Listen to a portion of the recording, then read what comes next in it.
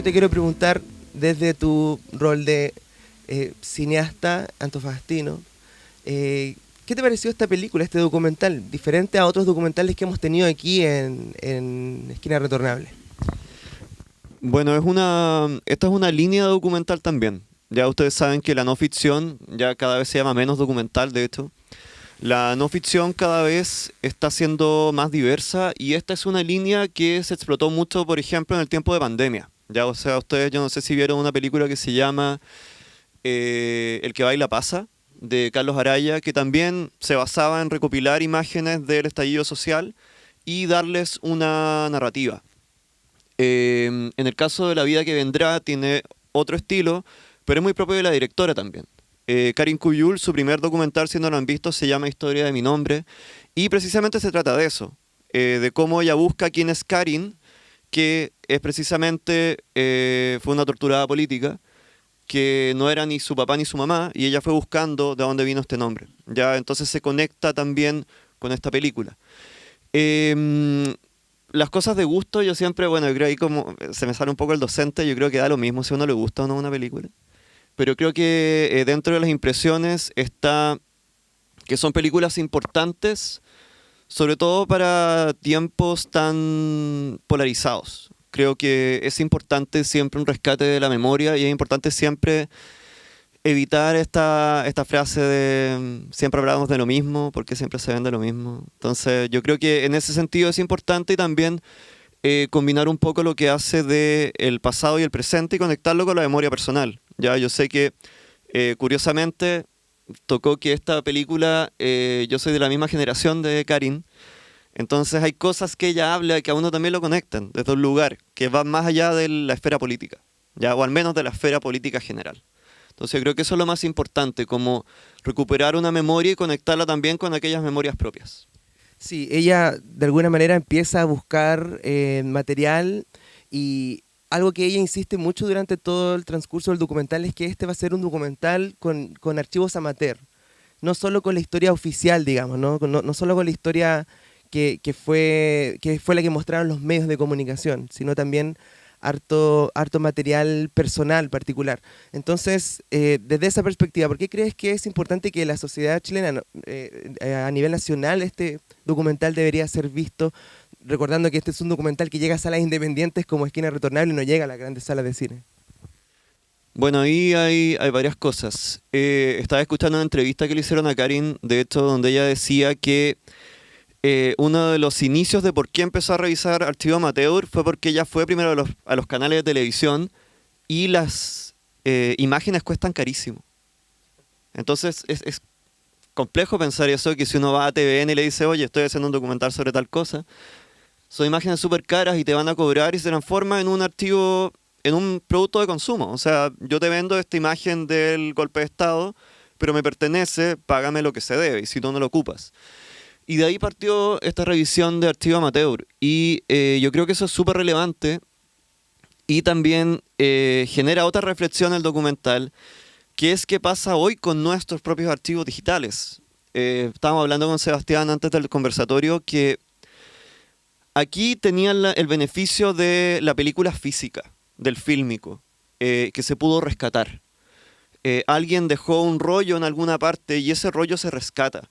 Pero ¿qué pasa hoy con lo que está en nuestros celulares? ¿Qué pasa cuando confiamos en esa nube, que la nube no es otra cosa que unas torres de discos duros? O sea, yo creo que el archivo digital, que también esta película tiene cierto archivo digital, todas las imágenes de estallido son digitales, se parecen un poco más a la memoria. En el sentido que en algún momento es muy probable que se pierdan. ¿Cuántas y cuántos de ustedes hicieron imágenes durante el estallido social? Díganme dónde están esas imágenes. Ya, y así también, ese es el archivo amateur que se intenta rescatar. Entonces, es un trabajo gigantesco, pero necesario y también te da para reflexionar sobre tus propios archivos personales y qué clase de historia estás contando, porque todos somos parte de la historia de este país. Sí, bueno, un dato importante, este documental comenzó en la pandemia, Karine comenzó a buscar material en YouTube, ella de hecho lo comenta en algún momento en el documental, y así empieza, ¿no? Empieza en un momento donde estaba todo estancado, ella decide como revisar este archivo digital, encuentra material muy valioso, le da un sentido, ¿no? Lo reinterpreta. Entonces, desde esa perspectiva, ¿qué tan importante es este archivo digital como para la creación? A mí me interesa mucho este concepto de ensayo, documental ensayo, donde rescatando imágenes uno puede no simplemente mostrarlas nomás, sino interpretarlas y ponerlas en un orden específico para darle una interpretación. A través de la creación, del rescate del archivo digital, ¿consideras tú que es una técnica que debería ponerse más en valor? Es compleja la pregunta, porque ahí también entramos en otro debate que es, a ver, ¿el cine debe ser hecho por cineastas o cualquier persona puede hacer cine? O sea, es un debate complejo. Yo siento que sí son imágenes que deben ser puestas en valor, pero quizás no todas estas imágenes tienen que ser estas películas. Ya, yo siento que ahí también hay un elemento, y es difícil definir el límite de cuándo hacer una película de archivo que realmente está diciendo algo nuevo y que da una visión personal. Yo siento que Karin se puede dar entre comillas, el lujito de hacer esta película porque ella ya está dominando el lenguaje. Pero no es llegar y hacerlo. Ya es como siento que el poner en valor no significa siempre terminar con un producto audiovisual, o por lo menos no con una película, ya con un documental, con una película de no ficción. Y para terminar con este punto, es importante yo creo mencionar que este documental estrenó en Valdivia, no tuvo un estreno internacional. Entonces, Karin, que su primera película estrenó en Rotterdam, que es un festival bastante importante de Países Bajos, uno también sacrifica ciertas cosas. Este es un documental muy de una chilena para chilenos y chilenas. ¿Ya? Entonces, para mí no es difícil imaginar por qué festivales internacionales como Cannes, Venecia, no conectaron mucho con este material porque es muy chileno para chilenas y chilenos. Entonces, ahí también son decisiones artísticas que uno toma. Y yo en ese sentido lo encuentro bastante valiente. Ya, yo creo que igual es importante esa puesta en valor. Bueno, esta última pregunta es para que luego le vamos a dar el paso a ustedes, si quieren por favor compartir sus impresiones. ¿Qué recomendaciones en torno a este estilo de cine tú podrías compartir con nosotros? ¿Hay otras películas que aborden la historia de nuestro país de esta manera? Sí, bueno, la tradición documental en Chile es muy potente. De hecho, yo no sé si conocen a Patricio Guzmán. Patricio Guzmán es un maestro internacional de cine documental y es chileno, ¿ya? Quizás se podría decir que esta, como de la ficción tenemos a Raúl Ruiz y de la parte de no ficción Patricio Guzmán, ¿ya? Si no recuerdan quién es Patricio Guzmán, quizás les suene Nostalgia de la Luz. Maravilloso documental. Lo menciono también, tiene que ver con la memoria, tiene que ver con Antofagasta. Es bien interesante. También mencionaría, puede ser también, ¿La batalla de Chile? no sé, yo la verdad es que, ¿ah? ¿En mi país imaginario? Sí, mi país imaginario de Guzmán. Ya, ese yo encuentro que envejeció súper mal. De verdad, prefiero que, si ven Guzmán, vean otro, porque ese envejeció muy mal, ya, pero, en fin, pero sí, es verdad que existe y está ahí. Hay uno que, uy, se me acaba de olvidar el nombre, pero bueno, están los documentales de Carmen Castillo, también mencionando directoras relacionadas con Karin Cuyul. Carmen Castillo es tremendamente importante, tiene un documental que se llama Calle Santa Fe, muy bueno también, y el documental de la flaca Alejandra. Terrible documental, pero muy necesario también. Y también volvería a mencionar el de Carlos Araya, ¿ya? El que baila pasa es un documental en otro estilo, de hecho plantea la visión como de un extraterrestre que viene a la Tierra y ve qué pasa en el estallido social. Suena muy como que el extraterrestre se ve, pero nunca se ve, es más cinearte que otra cosa, pero es Se bastante encarna en un interesante. conserje. Sí, es una cosa muy rara, pero también si les gusta ese tipo de documental, está bueno revisarlo. Y por supuesto la primera película de Karin, Historia de mi nombre. Yo creo que ¿Y ese también... que era del plebiscito? ¿Cómo se llamaba ese? En la portada sale una palmera. Oasis. Oasis, ese Sí, también. del colectivo... Es un periodo muy particular, sí, no es tan general. Sí, pero curiosamente a ese documental sí le fue muy bien internacionalmente. Entonces, sin, sin ir en desmedro el trabajo de las y los colegas, porque se lo hizo un colectivo de documentalistas, era un poco más lo que Europa esperaba ver de Chile. Ya es un poco lo que pasó con Mi país imaginario. Es como, te entrego el estallido digerido para ti, Francia. No sé, es complejo, Hay son una lugares complejos. expectativa ya planteada ya previamente. Sí, porque una de las cosas interesantes de este documental es que va experimentando un poco en el camino. Ella en un momento dice, yo estoy buscando algo, pero todavía no sé qué es. Y eso yo creo que es algo esencial en la creación artística. Bueno, ahora les doy paso a ustedes, por favor, porque queremos escucharlo. ¿Cuáles fueron sus impresiones? ¿Alguien quiere comenzar? Bueno, hola, buenas tardes. Buenas noches, perdón. Sí, es un documental interesante. Siempre es bueno quizás ver imágenes de épocas antiguas que uno no cuenta o que no sabe eso. Y por lo menos a mí la reflexión que me dio es quizás que ella hizo hincapié quizás como las diferencias de estas épocas, pero quizás deberíamos ver las similitudes que hay en estas épocas porque al final son errores que hemos cometido como sociedad en esa época. Yo ahora siento que son como errores, el golpe de estado, esto de el plebiscito y lo del estallido social ahora lo más moderno. Y creo que quizás son errores que si uno analiza quizás hemos caído siempre en lo mismo, en esto de la polarización, quizás en culpar a otros por estos fallos y no hacer tanta autocrítica. Y más que nada por ese lado fue la reflexión que me causó este documental. Hola, ¿cómo están? Buenas noches. Yo quería preguntarles a ustedes que si se puede abordar un poco algo que me gustó mucho que tenía el documental, que un poco lo comentaste tú, Stepan, a partir de que no se pueden obtener las imágenes oficiales, que ya opta por tener las imágenes como amateur, que tiene que ver con contar la historiografía básicamente del borde, de no la historia oficial. Yo estaba recordando a partir de algunos volúmenes de historia de Chile que se han hecho en base a la historia, por ejemplo, acá de la salitrera, del campesinado, o sea, de quienes están no siempre dirigiendo la historia.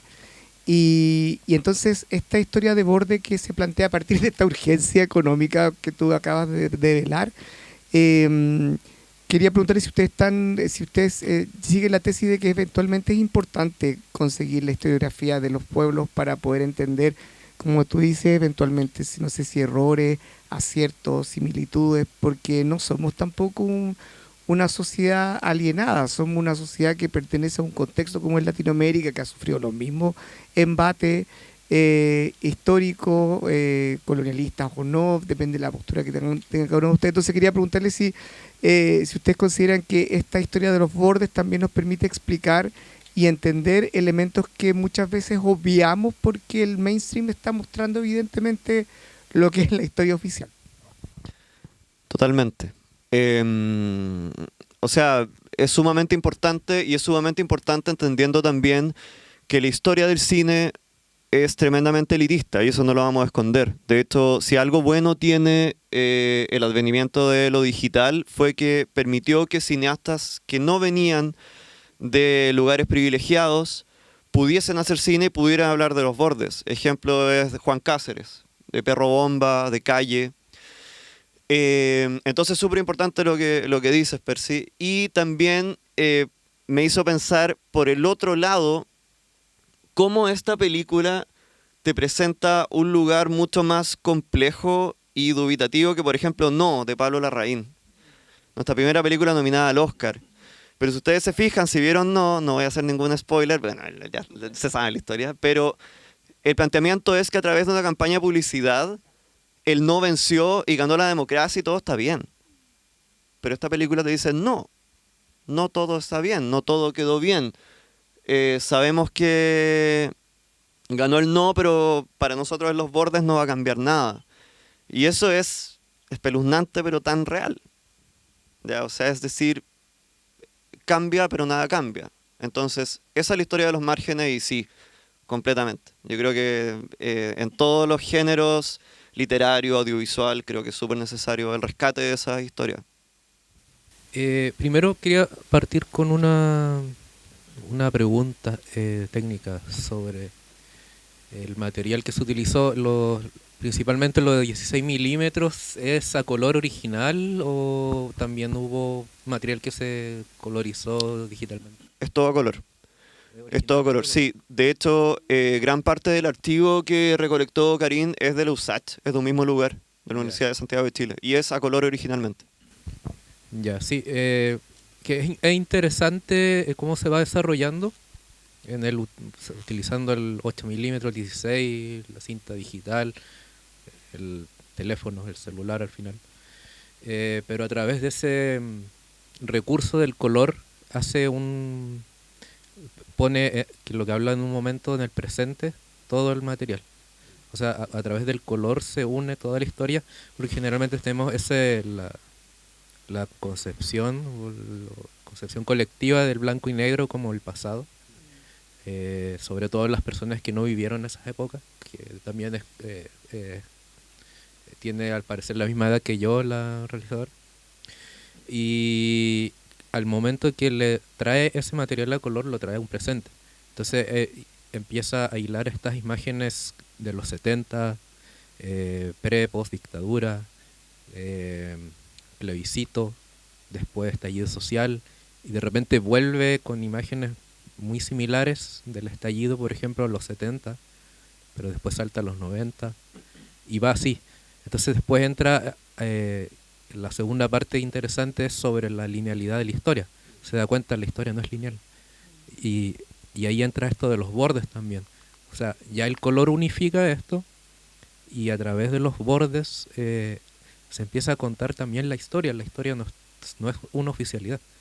Se va construyendo a través también de estos bordes. Finalmente la historia la va construyendo la sociedad, los pueblos, y estos bordes que no entendiéndose como marginalidad, sino como la historia humana, de las personas, del barrio, del ciudadano común, del día a día. El recurrir a esto también le da ese enriquecimiento y se forma esta trama finalmente que ya no es una historia lineal como la conocemos todos, sino que es una gran malla que se conecta desde un punto al otro y hay similitudes de aquí para allá. Entonces al final todo este material se presenta como un gran, diría como un gran cuadro donde hay hitos que van marcando la historia de Chile. Hitos como el golpe de Estado, el plebiscito, estallido social. Y claro, está ese desencanto siempre o esa pesadez que habla, que es una pesadez que yo también sentí en su momento para el tema del estallido, en esa época, los comienzos de mi infancia, o sea, de mi adolescencia, los 90, pero finalmente es que estos hitos, ya una apreciación subjetiva, de los hitos que nos van construyendo como, ya con este hito cambia todo. Y es muy interesante desde el punto de vista, por ejemplo, del plebiscito. Que si tú vas a la película de Pablo Larraín del no, es como, llega el no y todos somos felices. No, o sea, la gente era la única luz de esperanza que tenía para que cambiara, si es que cambiaba algo. Si no cambiaba, bueno, ahí vamos a ver qué pasa. Que era como el discurso de esos bordes. Y un poco con el estallido pasa esto yo también. Porque hay muchas personas, yo también en algún momento, ya este es el momento, pero te das cuenta que la historia no es así. No es un hito cambia y das vuelta a la página. El Renacimiento no comienza en un momento, en un año, y se olvidó a la Edad Media, no. Eh, Finalmente es esa transición que va construyendo la historia. Y la vida que vendrá te deja en ese aspecto de qué vendrá finalmente. La vida que vendrá es como un signo de interrogación. No sabemos, pero finalmente da ese mensaje como esperanzador de que esta no es alienación de las personas, que puede darse tanto por el modelo económico como el individualismo, ahí ya dependiendo de cómo lo mire cada uno, pero como que está esa luz de esperanza y yo creo que ya va sembrando esa inquietud en cada uno. Y más que nada eso quería comentar, como una apreciación más técnica. Súper, muchas gracias. Sí, es muy bonito lo que tú dices del final de lo que menciona, de que si perdemos la esperanza son esos otros los que ganan. Creo que es una bonita manera de decirlo. Hola, buenas noches. quiero contarles que yo viví en Santiago, tenía 7 años, el 73, y mi escuela quedaba en la calle Tomás Moro, donde vivía el compañero, el presidente. Entonces yo vi eso en colores, pero la televisión era en blanco y negro. Y al verlo hoy día, a través de esta forma de contar esta historia, me traslada a ese momento y me conmueve. Siendo niña sentía, sabía que algo raro pasaba, ¿no? Pero ver la televisión blanco y negro era lo normal. Y había pocas televisiones además, pero era lo normal. Y hoy día ponerle color a eso es, qué fantástico, ¿no? Tener este medio de expresión y la capacidad de creación contando una historia que es verdad. Y además quiero relevar la valentía también, como tú dijiste, de esta creadora, porque ella expone una situación de no estoy diciendo absolutamente que va todo bien, que hubo problemas y que después del no tampoco seguimos tan bien, y después del estallido tampoco seguimos tan bien, y hay cosas que nos ponen en alerta. Entonces tenemos que seguir con esperanza, pero hay que seguir. Pero muchas gracias por haber expuesto y también volver a ese momento de mi propia historia. Gracias.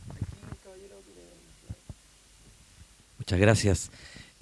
Bueno, primero que todo agradecer esta oportunidad, agradecer acá a mi sobrino que me invitó, que es primo de Karin, efectivamente. Y el otro día me dijo, te voy a invitar al estreno de una película que hizo mi prima, así que ya, pues, ya acá estamos y la verdad que me conmovió. No soy experto en documentales, me gustan, pero no tengo, diríamos, el conocimiento profundo, pero sí te puedo comentar lo que viví probablemente con estas imágenes. También tenía 6 años yo, un añito menos que la señorita que habló recién, para el golpe, y hay muchas imágenes que desconocía, hay otras que sí, evidentemente se asocian con este recorrer de mi vida. Y si bien es cierto, habla de la geografía de la esperanza, tenía sentimientos de frustración, de tristeza, rabia, y hoy sobre todo en lo que estamos viviendo es como, Dios mío, hemos dado una vuelta gigante para llegar a lo mismo, con la diferencia que el otro llegó a balazos y hoy tenemos una situación tan compleja que no sé si, y a mí me deprime un poco porque no sé si hay espacio para la esperanza. Afortunadamente ella lo dice en algún pasaje, no puede ser este documental, no puede ser triste. Lo anuncia y nos lo pide, digamos. ¿Ah? Así que ahí, claro, volví yo un poquito y no hay que bajar, diríamos, la esperanza. El cuento es que probablemente, como decía yo, tenía 7 años para el golpe, ustedes sacarán las cuentas cuánto tengo ahora, probablemente la esperanza la tienen los más jóvenes, ¿ah? Y espero que sea así, porque si no estamos perdidos. ¿Mm? Eso quería decirle. Muchas gracias. Bueno, yo la verdad quería, bueno, aún estoy digiriendo toda la película de no ficción, pero quería compartir al menos como 2 sensaciones. Primero, pienso como en el porqué del subtítulo de la geografía de la esperanza, porque me da la impresión de que lo que propone la autora con la utilización del término de geografía es proponer o guiarnos quizá a un sector en donde se enraiza esa esperanza. Recordando, me da la impresión de que la alusión a ese lugar geográfico al que se hace alusión a lo largo de la película es justamente de los sectores más que coinciden, los sectores de la marginalidad, de la vulnerabilidad, de la opresión, pero al mismo tiempo de un profundo sentido crítico y de riqueza analítica y reflexiva. Entonces me parece que quizá sería como importante como tratar de deshilachar un poco, como de aterrizar, y preguntarnos como en dónde se enraiza esa esperanza. Si es una propuesta del territorio, si es Chile, esa enraizamiento de la geografía, o son estos sectores a quienes se les busca recuperar como la voz en distintos metrajes que pudieron no haber existido o no haber continuado. Y lo otro, que como sensación, es el uso de la temporalidad. Entonces, aquí en esta película, mientras la veía, igual pensaba harto en Nostalgia de Luz, creo que, en donde a través de agrupaciones de búsqueda de detenidos desaparecidos ejecutados por la Caravana de la Muerte, y en un pimponeo también con astrónomos de Cerro Pananal, si no me equivoco, se habla sobre el pasado. Y el pasado como casi como uno de los mayores espacios de temporalidad en el que ocurre la vida. Y con explicaciones que quizás yo no podría dar. Y aquí me parece que igual hay como una especie como de diálogo o de respuesta en cómo se visita el pasado, pero también se trata como de proponer un futuro igual. Entonces, creo que igual se produce como un diálogo como bien provechoso en esos dos materiales. Muchas gracias. Ahí también hay algo muy interesante que el cine, al menos como arte, es aquel arte que tiene la posibilidad de jugar con el tiempo y el espacio. Ya yo creo que aquellas personas que amamos y decidimos dedicarnos a esto, a diferencia de las otras artes, yo también amo el teatro, pero el teatro juega con la corporalidad. Pero como bien tú dices, el juego del tiempo y el espacio hasta ahora le corresponde casi íntegramente al cine, que es quien puede reducirlo, quien te puede contar 35, 40, 50 años de historia en 1 hora 20. Ya hasta ahora no hay otro medio que lo haga. Entonces es muy bonito lo que dice porque también se conecta con el lenguaje mismo del cine. Sí, y respecto a dónde se enraiza esto que tú comentabas, yo creo que es la resistencia, es un elemento que se mantiene todo el tiempo, ¿no? Porque ocurren situaciones, pero siempre está ese leitmotiv, por decirlo de alguna manera, que está permanentemente. La resistencia, es probable que la esperanza aparezca, se marchite, ¿no? Pero hay una resistencia que es como casi como transversal. Y también recuerdo que hay muchas partes donde, por ejemplo, en ese momento de los 90 siempre se recuerda como que había mucha esperanza, pero cuando muestran las imágenes ella dice, yo no veo esperanza aquí. Eso también a mí me llamó mucho la atención porque ella creció escuchando eso. Ella le decían que había como mucha optimismo, pero yo no estoy viendo aquí optimismo. La gente como que igual ya sabía ya que en el fondo las cosas no iban a cambiar. Hay un testimonio de una señora que ella dice, que me pareció como muy visionario, ella dice, ganó el sí, ¿no? ¿Cómo era? El sí ganador, no, el no ganador, pero el sí mandador. Oh, esa frase está, pero... Y era gente de a pie, como se dice, ¿no? De decir, también había una responsabilidad, un compromiso de parte de las personas de involucrarse más, quizás porque era algo que les llegaba más, y hoy en día a lo mejor creemos que las cosas que ocurren políticamente, socialmente, no nos afectan porque la manera neoliberal en la que vivimos nos permite meternos en una burbuja y quizás olvidarnos de la realidad, pero en ese momento yo sentía que la gente estaba más comprometida. No sé qué piensas tú.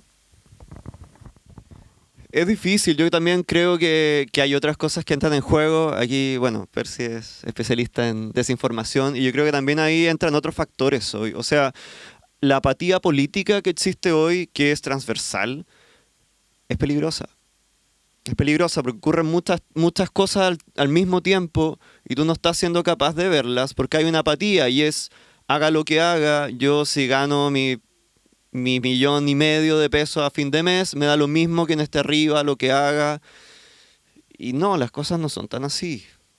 Ya, o sea, las macropolíticas se transforman también en acciones del día a día. Entonces, el compromiso, como dices tú, es circular.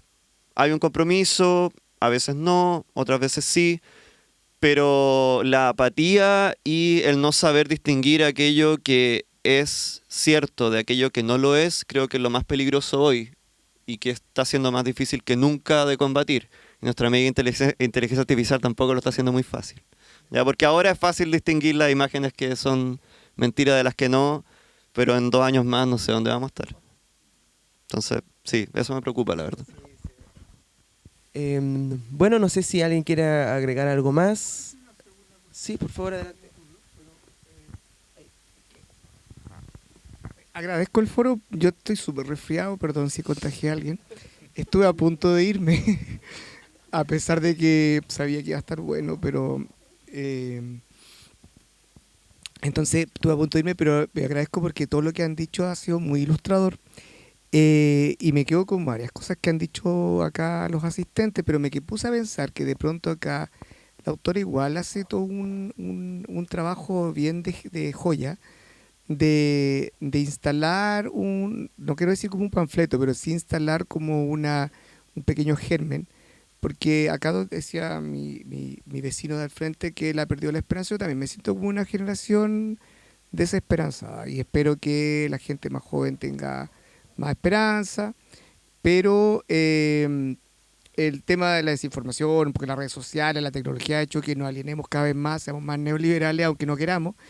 Entonces cada uno mata su toro y está en su lógica. Después del estallido quedamos muchos viudos del estallido y quedamos como esto, ya no me meto más en tontera porque dejé las patas en la calle y no pasó nada, entonces tampoco hago nada. Entonces de pronto aquí esta película a mí me hace sentir que es como una especie de germen para poder instalar la resistencia nuevamente, sobre todo en tiempos tan complejos como los que estamos viviendo ahora políticamente.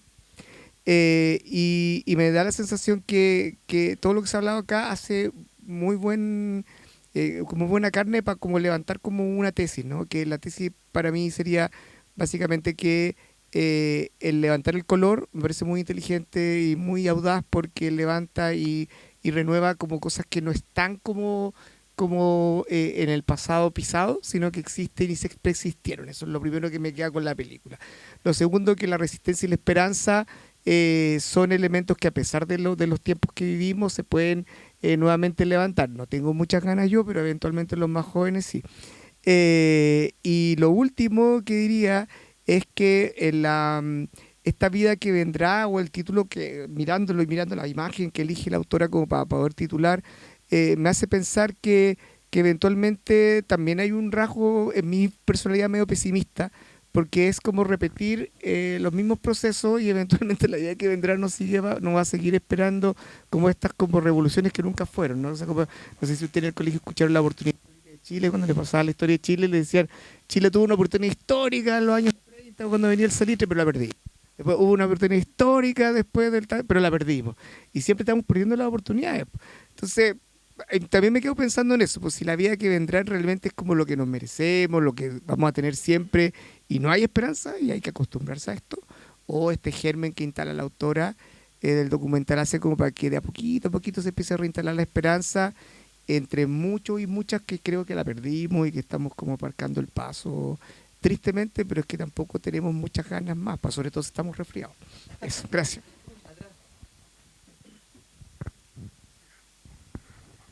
Hola, buenas noches.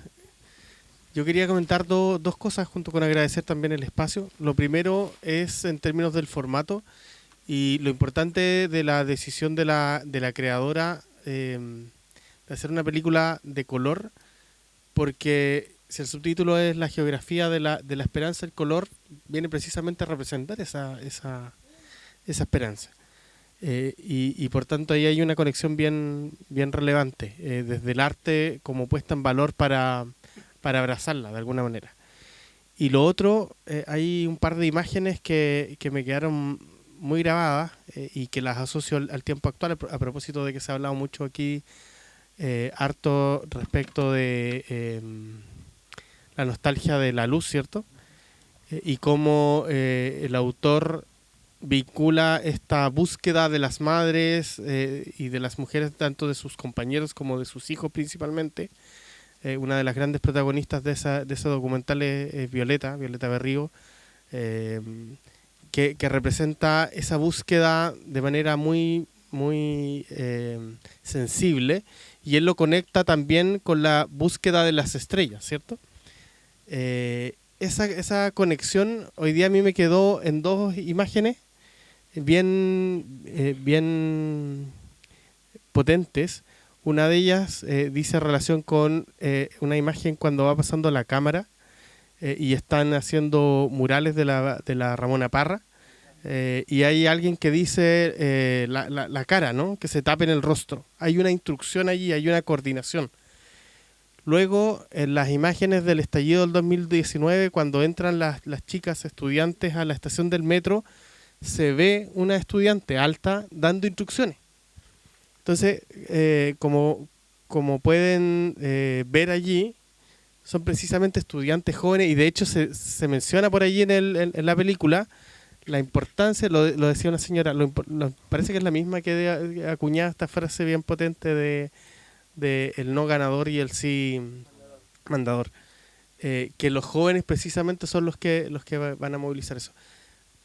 ¿Y por qué me queda tan pegado? Porque hace algunos días atrás, en Valdivia, si mal no lo recuerdo, en la Universidad de Valdivia, se generó esta instancia que se denomina hoy por hoy en los medios tradicionales, o en la oficialidad, ocupando las palabras de la creadora, del caso Lincolao, a propósito de la manifestación de los estudiantes universitarios y la decisión del Estado, del gobierno, de aplicar la ley de seguridad del Estado contra los jóvenes. Reconocieron a 3 personas, los jóvenes que estaban coordinando esa acción colectiva.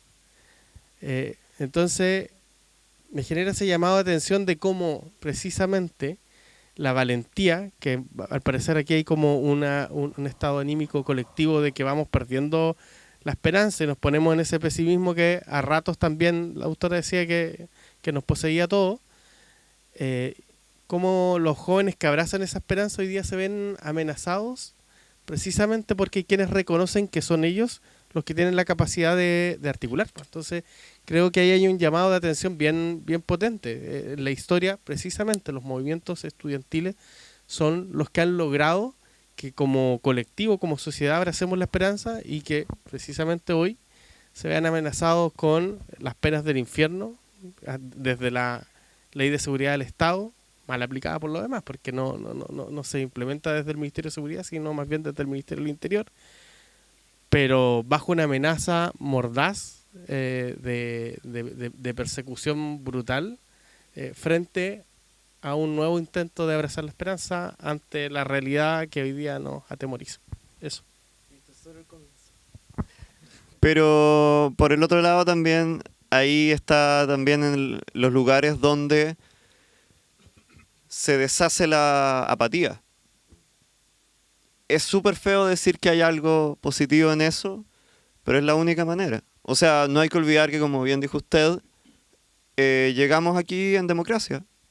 Se votó. Entonces, no quiero decir disfruten lo votado, por supuesto, pero digamos que esto puede generar acción. O sea, es una manera. Hola, buenas noches. Solo una pregunta como de reflexión desde el arte. Así como el documental, súper bien, efectivamente la vida que vendrá. Estamos esperando que llegue en algún momento, siempre en esta esperanza. Y desde el cine, desde el teatro, desde las letras, desde todas las expresiones, se ven como 2 paralelos, veo yo. Toda esta época de la dictadura, donde se silenció todo esto, donde llegamos a esta democracia, donde tenemos libertad de expresión. ¿Qué pasó con la cultura entre medio? Que no llegamos donde partimos viendo este documental. ¿Será que las expresiones artísticas en algún momento también se vendieron como el sistema? Como una película no, que oye, ganó el no y está todo súper bien. Como lo que mencionaba recién de este documental también sobre el estallido social, pero para que lo entendieran los franceses. O como este documental hecho por chilenos para chilenos, pero para grupos pequeños. Entonces, ¿qué pasó con la cultura? ¿Qué pasó con las expresiones? ¿Crees que existe alguna algún poco de responsabilidad o qué responsabilidad podría haber, porque en este minuto igual estamos como en un minuto medio que parece que nos están medio callando, medio cortando unas cosas. ¿Tú crees que hay alguna responsabilidad del arte? Quizás el arte se puso más blandita, más así como más... Creo que la historia del arte en general también es cíclica. Y yo creo que también hay que separar muchas veces el arte de la industria. ¿Ya? Por ejemplo, no sé si están viendo la serie de Matute Jones. Yo no la he visto porque me da un poco de cringe, como dicen los jóvenes. Cringe. Pero eso no es arte, eso es industria. Y ellos lo tienen súper claro. ¿Ya? Entonces, yo creo que ahí hay dos cosas que suceden en paralelo. Ciertamente, en los momentos más difíciles de la historia, durante la dictadura, por ejemplo, se creó uno de los movimientos más importantes del teatro chileno. Ya ahí escribió mucho Radrigán, ahí se escribió la obra Pedro, Juan y Diego, un clásico del teatro chileno, se escribió mucho teatro realista, porque también había que buscar otra manera de decir las cosas. Muchas veces eso pasa con la libertad de expresión, no sé qué estoy diciendo aquí, pero... muchas veces pasa con la libertad de expresión que al tener todas las herramientas para decir algo, quedan elementos obvios, ¿ya? Entonces yo te diría que no le puedo quitar responsabilidad al arte, a los que hacemos cultura, pero también por el otro lado, esto es cíclico. Y llega un momento cuando uno quiere vivir del cine, cuando quiere vivir de las artes, en que uno le va a tocar venderse un poco. ¿Ya? O sea, yo estoy seguro que no todo lo que hago es arte. Pero cuando yo me comprometo a hacer arte, yo lo digo y yo no voy a esperar ganar plata con eso, ¿ya? Pero también, sin defender a Fábula, que Fábula es quien produjo No, quien ha producido La Jauría, quien ha producido la mayoría de las series y películas que ustedes tienen en la cabeza en este momento, probablemente de los últimos 20 años, ellos tienen muy claro que hacen industria. Y ellos querían ganar plata con el cine y lo están logrando. Entonces yo no los demonizo tampoco, pero no me la vendan con arte. Ya estamos buscando dos elementos distintos. Solo que yo creo que también hay una responsabilidad de las y los espectadores cuando consumen cine, saber qué tipo de cine están consumiendo y qué necesidad está supliendo con ello. ¿Ya? Entonces, muy buena tu pregunta, pero yo creo que por ahí va la cosa. Claro, si es entretenimiento nomás o si busca la reflexión. Una reflexión que hemos tenido hoy, sin duda. Yo agradezco mucho todas las intervenciones de ustedes y también a Stepan, por favor, un fuerte aplauso para él. Yo invito a que busquen su película, no sé, no está disponible todavía, ¿no? Va a estar en junio en Onda Media. Ya, Las Cenizas, una película grabada, filmada aquí en Antofagasta. ¿Ya? Así que eso, muchas gracias a ustedes también por participar.